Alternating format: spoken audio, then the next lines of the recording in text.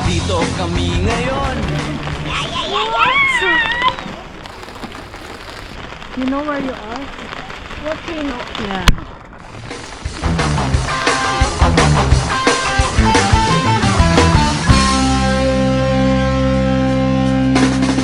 Nandito.